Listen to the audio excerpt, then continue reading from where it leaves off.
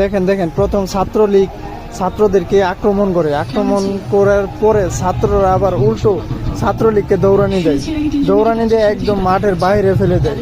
এই যে এখন হচ্ছে ছাত্রলীগ দৌড়ানি দিচ্ছে ছাত্রদেরকে, ছাত্রলীগকে দৌড়ানি দিচ্ছে ছাত্রদেরকে।